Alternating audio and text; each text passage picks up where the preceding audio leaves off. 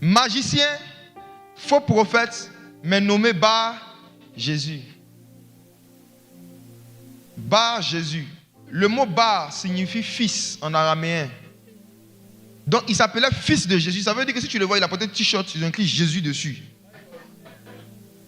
C'est son nom même. Quand tu lui demandes ton nom, il va te dire je suis le fils de Jésus. Donc c'est un magicien, un sorcier, un occultiste, un faux prophète, mais qui travaille avec le mot Jésus. Il faut que vous soyez délivrés de la naïveté. Ce n'est pas parce que quelqu'un prononce le mot Jésus qu'il appartient forcément à Jésus.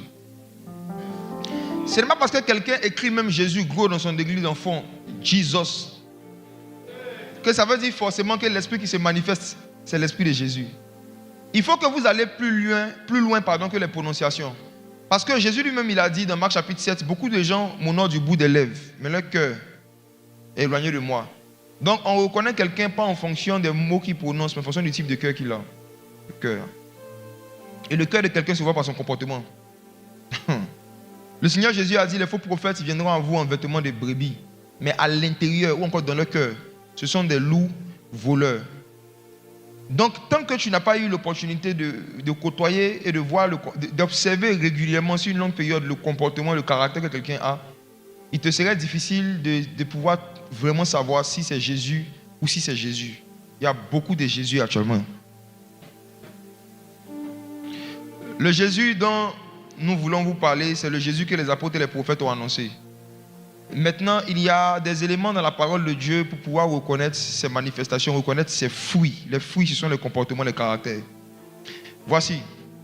Dans le domaine de la délivrance et dans le domaine, je dirais même du combat spirituel, les démons n'ont pas tous le même niveau de puissance. Il y a des démons qui sont plus puissants que d'autres. Il y a des démons qui sont plus faibles que d'autres. C'est le Seigneur Jésus aussi qui l'a enseigné en disant ceci. Il dit, lorsqu'un esprit est chassé d'un corps, cet esprit il va par les lieux arides. Et arrivé à un moment, quand sa maison lui manque, il se dit, je vais retourner dans ma maison. Quand il vient et qu'il voit que sa maison est vide, on dit, qu'est-ce qu'il fait? Jésus dit qu'il prend cet esprit plus méchant que lui. Donc ça veut dire qu'il y a des niveaux de méchanceté dans le monde spirituel. Il prend cet esprit plus méchant ou encore plus puissant que lui. Et cet esprit vient reposséder la personne et sa condition est pire que la première. Donc en ce qui nous concerne, jusqu'à ce que Jésus revienne, on aura toujours, à certains moments de la vie chrétienne, il y a des moments de calme. Il y a des moments où la vie chrétienne est calme, c'est climatisé, c'est chic, il n'y a rien. Il y a des moments de la vie chrétienne où ta vie chauffe. Il y a des moments où tu sens que tu es oppressé, tu sens que tu es attaqué. Demandez à ceux et celles qui sont dans les différents départements actuels, les différentes commissions de l'organisation de la conférence Sophos. Demandez-les actuellement, c'est qui est arrivé à beaucoup. Actuellement, au moins plus de 50% ils sont malades. Leur vie chauffe, leur corps chauffe, tout chauffe, leur tête chauffe. C'est chaud. Le monde des ténèbres est en train de mettre des pressions, de les attaquer, de s'acharner sur eux. Moi-même qui suis devant vous, moi, ce n'est pas dans le monde spirituel. Moi, ils sont venus physique. C'est physique maintenant. Le premier soir du live dernier, le premier soir, lundi soir, quand je suis rentré de mon bureau, je suis venu avec les frères. Ça, c'est ce qu'on a vu. Ça veut dire qu'ils viennent maintenant physiquement. Vous voyez? Il y a des tentatives d'intimidation, des tentatives de déstabilisation morale que l'ennemi fait à l'approche des grands événements où il y aura des grands mouvements de l'esprit. Donc, ce sujet aussi vient pour vous préparer au type de démons qui vont venir à la conférence, mais dans des corps bien sapés, bien parfumés. Un rassemblement de foule, c'est un rassemblement de démons. Un rassemblement de foule est un rassemblement de démons. Vous aurez affaire, que vous soyez dans le comité d'organisation ou pas, vous aurez affaire, pour plusieurs parmi vous, à des personnes qui ont besoin de délivrance. Ton voisin même à côté de qui tu seras assis pendant la conférence. Il peut arriver que pendant la prédication ou pendant un moment de prière, le voisin manifeste et tous les membres du protocole sont occupés. Si tu ne gères pas son cas, ton voisin va te boxer et puis personne ne va parler. Oui, mais si ton voisin est à côté de toi, que ton voisin commence à manifester un esprit, tu vois qu'il y a une main qui vient te gifler, tu vas attendre le service d'heure avant d'enlever ta tête.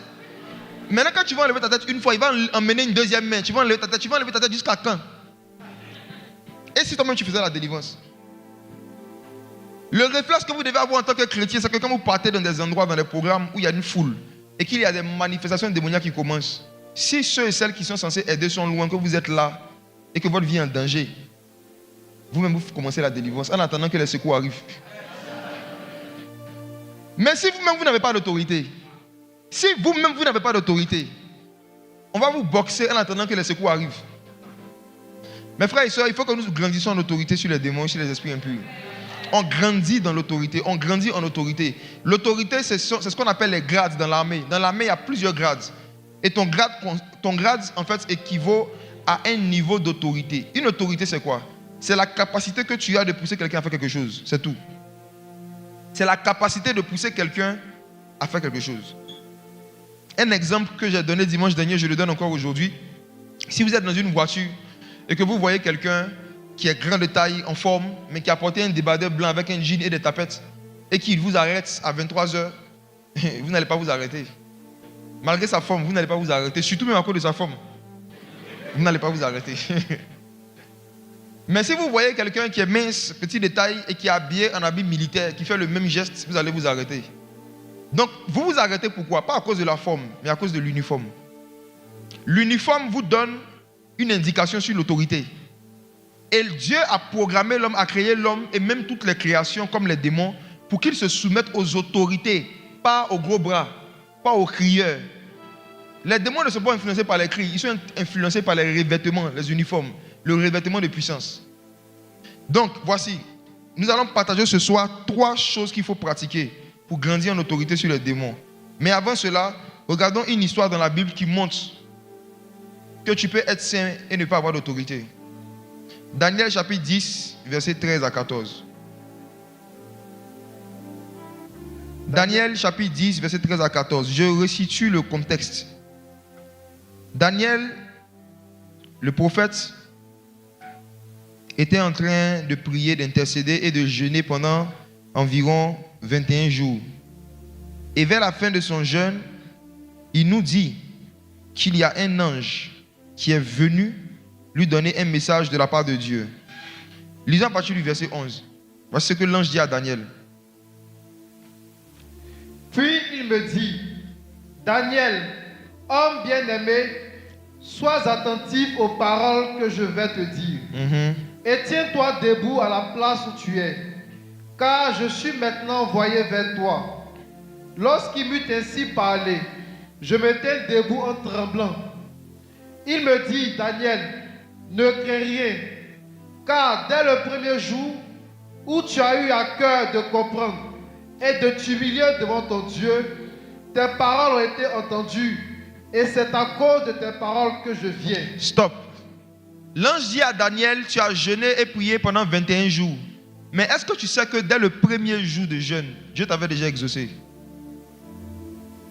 Il dit, Daniel, dès le premier jour où tu as eu à cœur de t'humilier, ça veut dire jeûner, de t'humilier et de comprendre. Daniel, lui, jeûnait pour comprendre les versets.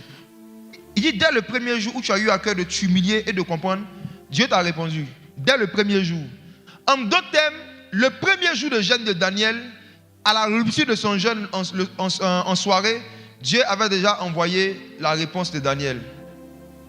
Mais pourquoi il a dû jeûner 21 jours? Et pourquoi c'est à la fin du 21e jour que l'ange en question lui a apparu et pas le premier jour? L'ange nous donne l'explication lui-même au verset 13. Il nous explique son expérience, qui est l'expérience de beaucoup d'entre vous actuellement.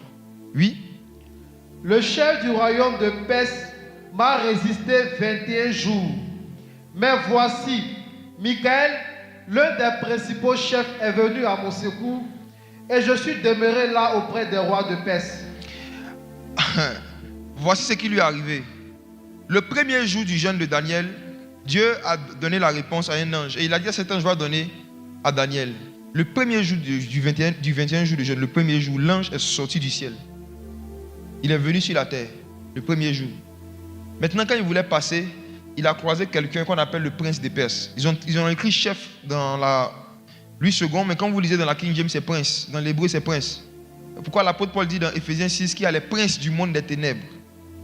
Il y avait un démon qu'on appelait le prince des Perses. Daniel habitait là-bas, il habitait en Perse.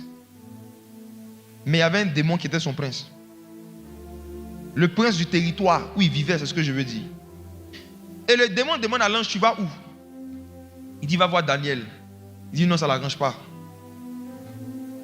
Donc un démon a bloqué un ange pendant 20 jours.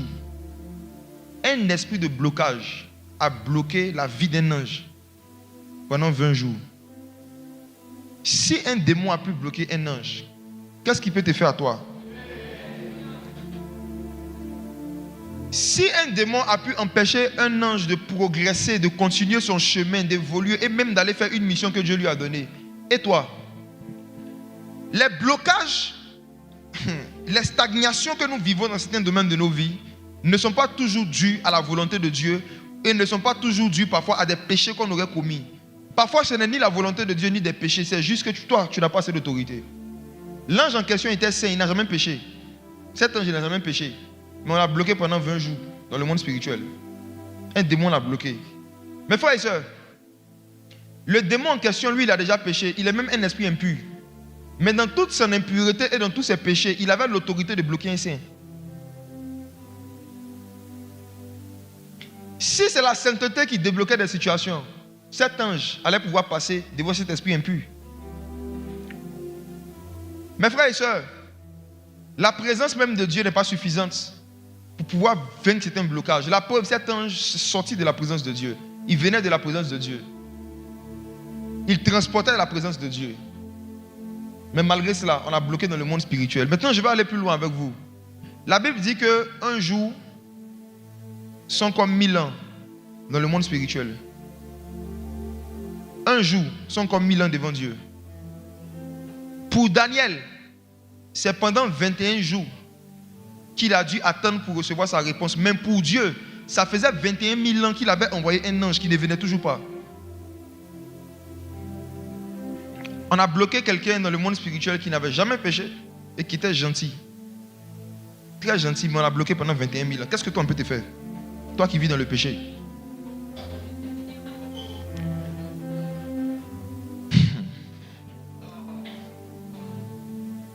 Cet ange maintenant nous explique le principe de l'autorité.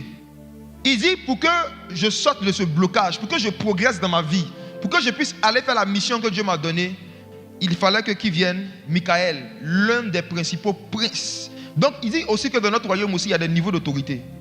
Vu que j'avais affaire à un chef, il fallait aussi que ce soit un chef du royaume des cieux qui vienne intervenir. Mes frères et sœurs, comprenez ceci. Cet ange avait reçu un message de la part de Dieu, mais il n'avait pas reçu de Dieu une autorité pour vaincre toutes sortes d'autorités démoniaques. Avoir un message dans le ministère, c'est une chose. Avoir une autorité, c'est autre chose. Avoir des bonnes prédications, c'est une expérience. Avoir un bon manteau, c'est autre chose. L'histoire de cet ange doit nous faire réfléchir sur l'origine de certains blocages qui durent dans nos vies.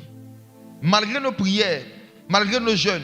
Est-ce que c'est une affaire de jeûne et de prière? Est-ce qu'on n'a pas besoin qu'un chef vienne intervenir? Est-ce que pour certains problèmes qui perdurent dans nos vies, malgré tous les efforts spirituels qu'on fait, est-ce que ce n'est pas juste le fait qu'il y a une autorité qu'on n'a pas encore? Et il y a quelqu'un d'autre dans le royaume qui a ça, qui doit venir intervenir. Hier, ceux qui ont suivi le live, n'est-ce pas que nous avons lu l'histoire de Dorcas, Tabitha, qui est morte. Quand elle est morte, les disciples, ils avaient le nom de Jésus, ils avaient le Saint-Esprit. Mais pourquoi ils n'ont pas prié pour qu'elle ressuscite? Ils sont allés appeler l'un de leurs chefs. Ils savaient que ce type de miracle-là, il y a un type d'autorité qu'il faut. Ce n'est pas le mot Jésus. Le mot là, tout le monde a ça. Tout le monde a le mot, mais tout le monde n'a pas le manteau. Il dit, Daniel, si ça n'était qu'à moi seul, dès le premier jour où tu t'es humilié, tu allais me voir. Mais est-ce que tu connais le prince des Perses? Je pense que ce jour-là, Daniel aussi découvrait l'existence de ce démon dans la région où il vivait. Chaque quartier a un démon qui règne sur lui. Dans chaque commune, il y a une principauté. Les principautés ne possèdent pas les corps, ils possèdent les atmosphères. Les principautés, c'est un type de démons qui ne sont pas intéressés par le fait de rentrer dans le corps de quelqu'un. Non, ils veulent juste rentrer dans un quartier. Ils veulent juste rentrer dans une commune. Ils veulent juste rentrer dans une ville. Ils veulent juste rentrer sur un territoire. Une fois qu'ils sont là, ils mettent dans l'atmosphère des émotions et des pensées. Et ceux qui vivent dans l'environnement ont les mêmes pensées, ils ont les mêmes maladies, ils ont les mêmes problèmes. Il y a des quartiers à Abidjan où la vie des gens se ressemble. Oui. Il y a des quartiers là. Il n'y a pas envie de donner un exemple. Il y a des quartiers. Si tu n'as pas Jésus, si tu ne t'accroches pas à Jésus, si tu ne déménages pas, Ludo, Dame, Belay, Maracana. Tu ne vas faire que ça jusqu'à l'âge de 30 ans. Au moment où tu as ouvert tes yeux, ton âge a avancé, ton argent n'a pas avancé. Il y a des principautés, il y a des esprits qui inspirent des styles de vie dans certains environnements, dans certains endroits. Et ceux et celles qui y vivent et qui n'ont pas une communion avec l'Esprit de Dieu subissent les influences démoniaques. Tu peux ne jamais avoir eu envie de fumer jusqu'à ce que tu viennes faire des vacances dans un certain quartier. Les anciens fumeurs sont ici, ils savent.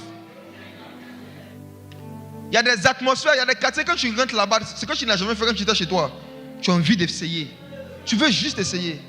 Il y a des gens ici qui ne se seraient jamais tatoués s'ils n'avaient pas habité dans certains quartiers. Vous allez rarement voir un enfant à Bobo qui a grandi à Bobo et tatouage. C'est rare.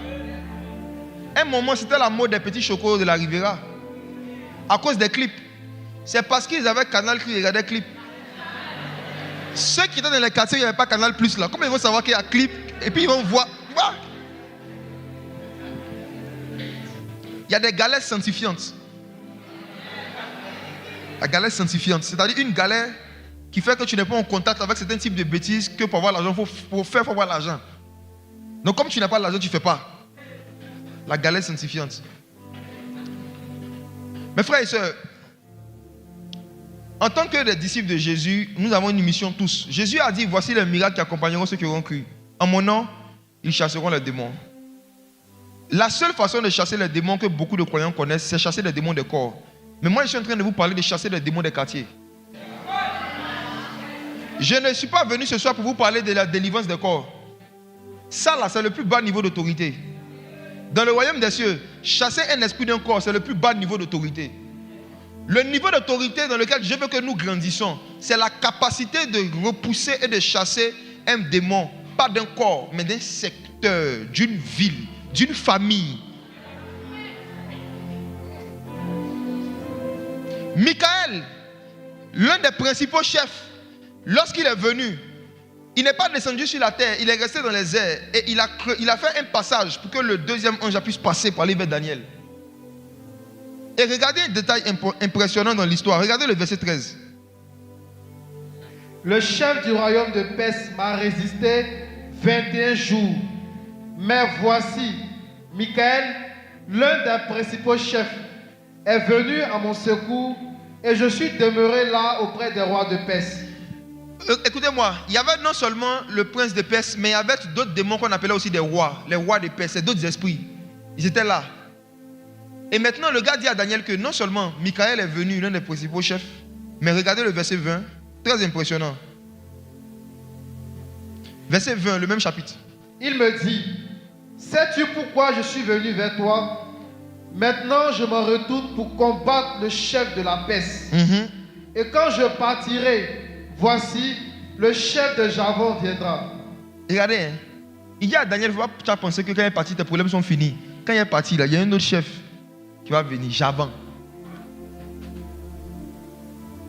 Il dit, je retourne pour combattre. Ça veut dire que le combat n'était pas fini.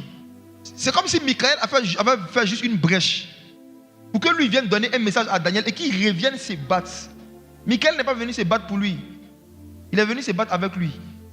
J'aimerais te dire quelque chose. Dans la vie chrétienne, il n'y a aucun pasteur, aucun prophète qui va combattre pour toi. Quand Dieu te donne des frères et soeurs, même des pasteurs, ce n'est pas pour mener tes combats spirituels, c'est pour combattre avec toi. Les chrétiens qui aiment prendre leur sujet de prière, aller donner à des prophètes dans des bureaux, pour que le prophète jeûne et puis toi tu manges là, ça va finir ce soir. Il y a de la naïveté et de l'irresponsabilité spirituelle dans le corps de Christ. Beaucoup d'enfants de Dieu veulent des pasteurs dont ils ont le numéro personnel à qui ils pourront confier leur sujet. Et puis eux, ils ne vont pas prier autant. Toi-même, ton sujet, tu n'as jamais jeûné et prié pour ça. Tu donnes ça à un homme et tu lui dis, homme de Dieu, jeûne, prie pour moi. Après, tu reviens vers lui pour lui demander, est-ce que Dieu t'a dit quelque chose? Il dit non. Et puis tu te fâches. Toi-même, depuis que tu pries, Dieu t'a dit quoi? Nous ne sommes pas dans l'ancienne alliance où il y a le Dieu d'Abraham à part et puis il y a le Dieu des autres. Cette histoire de le Dieu de mon père, le Dieu de mon père François, arrêtez ça. Hein? Dans la nouvelle alliance, Jésus est notre Dieu à tous. Il est mon Dieu, il est ton Dieu. Il est mon Seigneur, il est ton Seigneur. C'est par le même sang que nous avons été rachetés. C'est par le même sang que nous avons été justifiés. Nous tous, il a déchiré le voile et il nous a tous donné accès au trône de la grâce. Nous tous, on peut s'approcher du Père par le sang de Jésus, nous tous. L'ange dit, Michael n'est pas venu combattre à ma place. Hein. Il m'attend. Je dois retourner pour continuer.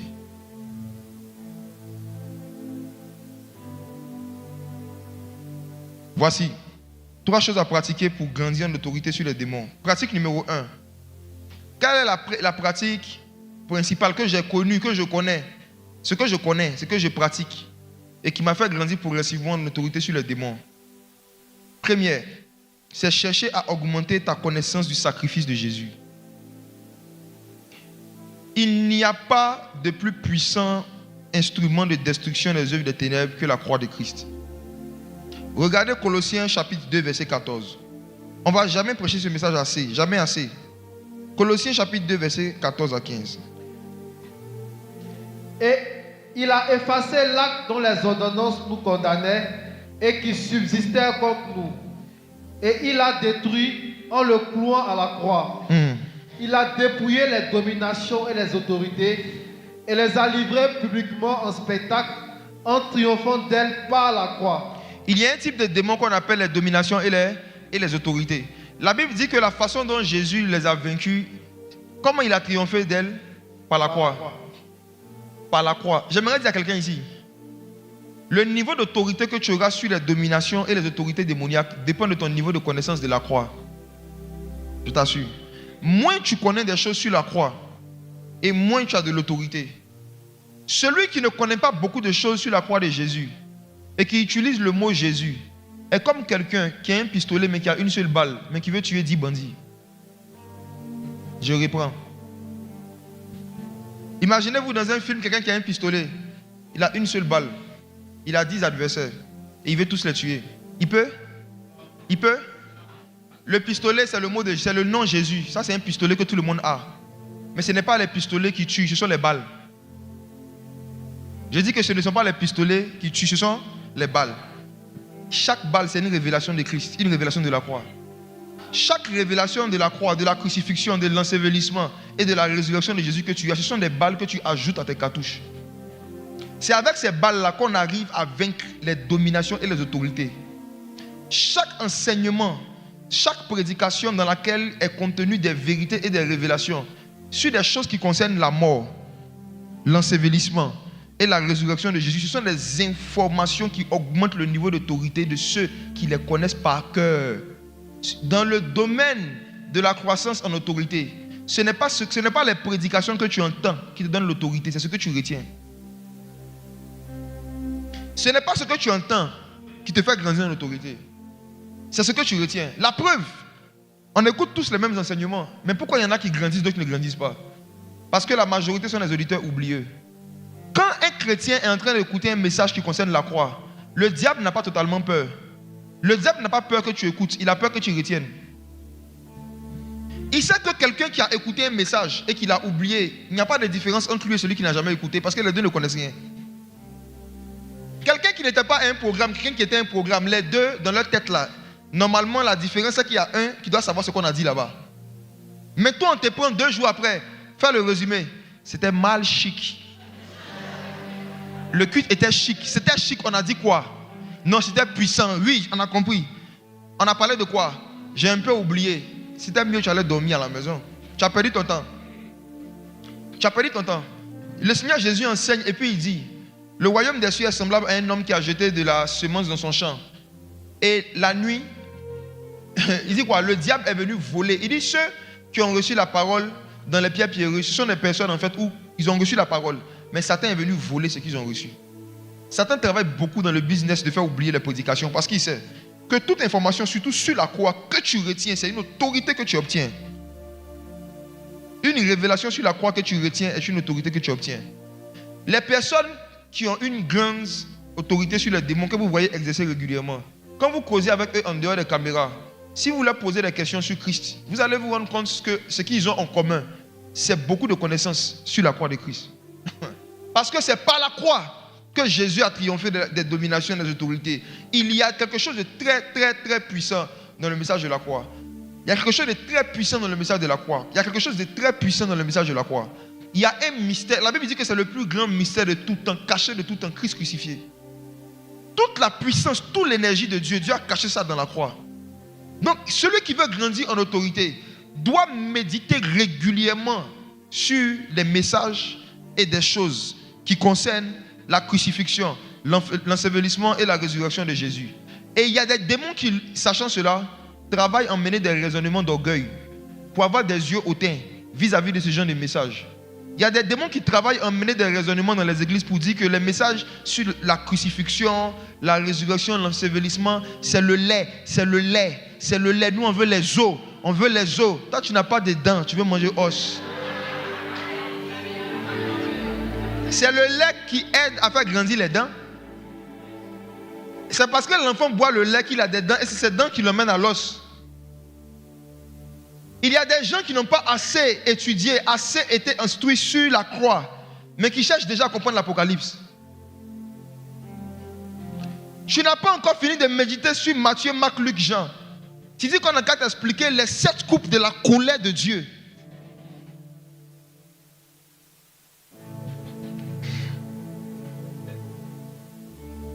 Est-ce que tu es capable d'expliquer à quelqu'un pourquoi il fallait absolument que Jésus fasse seulement 3 jours dans un tombeau?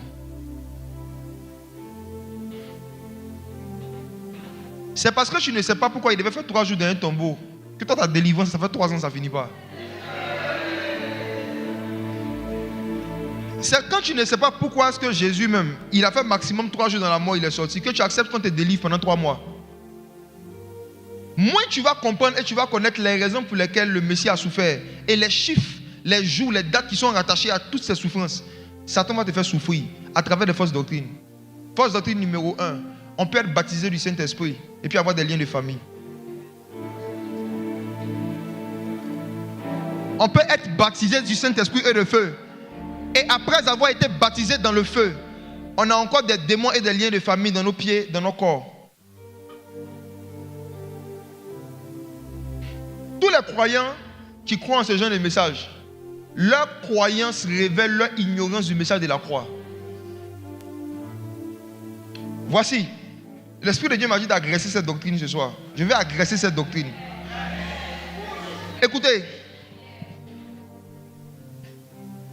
un lien de famille, c'est quoi? C'est tout droit légal qu'un démon qui est dans une famille a de pouvoir diriger la vie de quelqu'un ou de pouvoir imposer des choses dans certains domaines de la vie de quelqu'un. Effectivement, ça existe. Il y a des démons de famille, il y a des esprits de famille qui imposent des souffrances, imposent des maladies, imposent des styles de vie sur plusieurs générations ou à des membres d'une même lignée.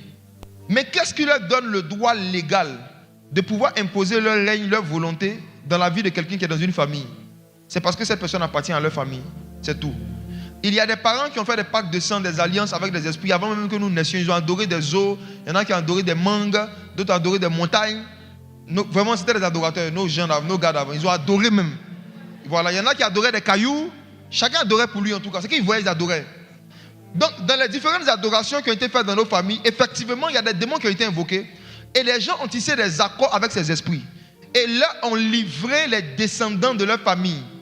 Maintenant, la Bible dit qu'il y a quelqu'un qu'on appelle Jésus qui est venu sur la terre et qui dit que quiconque se répand, croit en lui, il le rachète. Quand on parle de rachat, c'est acheter 2 fois. Jésus ne t'a pas acheté, il t'a racheté. Si Jésus te rachète, ça veut dire que tu appartenais à quelqu'un d'autre. Tu appartenais à quelqu'un d'autre. Et pour pouvoir lui avoir tous les droits sur ta vie, il a dû te racheter. Et quand on parle de racheter quelque chose, je prends le cas des téléphones, on va bien comprendre. Alors, il y a un endroit ici qu'on appelle le black. On peut aller racheter des téléphones, n'est-ce pas? Si tu viens dire que tu veux racheter un téléphone, tu es en train d'admettre que ce téléphone-là, il y a quelqu'un d'autre qui l'avait utilisé. Il y a quelqu'un d'autre qui avait tous les mots de passe. Il y a quelqu'un d'autre qui avait tous les accès. Mais toi, tu es prêt à payer un prix pour venir prendre quelque chose qui est deuxième main. Nous tous, nos vies ici, c'est des vies deuxième main. Première main, là, c'est le diable qui a utilisé. Ok? Nous tous, nos vies, on fait malin dessus. Nous donnons ta vie à Jésus, tu dis, il y a réfléchi. Pour ta deuxième main réfléchit. Deuxième main réfléchit.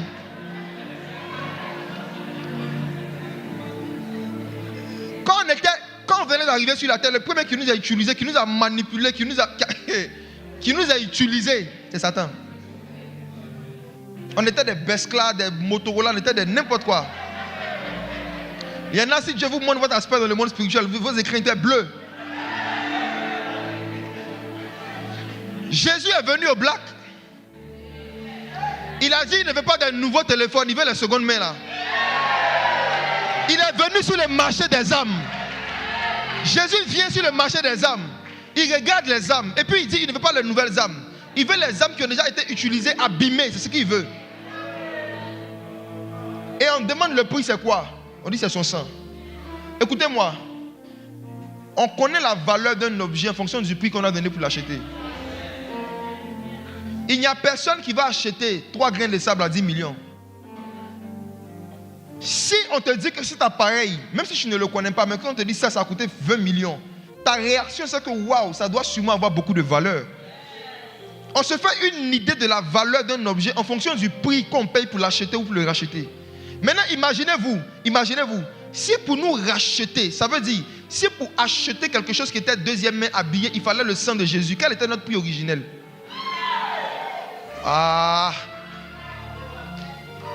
Si pour acheter l'âme d'une prostituée, il faut le sang de Dieu. Si pour acheter l'âme d'un menteur, d'un voleur, d'un tricheur, il faut le sang de Dieu. Et pour acheter l'âme de quelqu'un qui n'a jamais péché, ça devait coûter combien?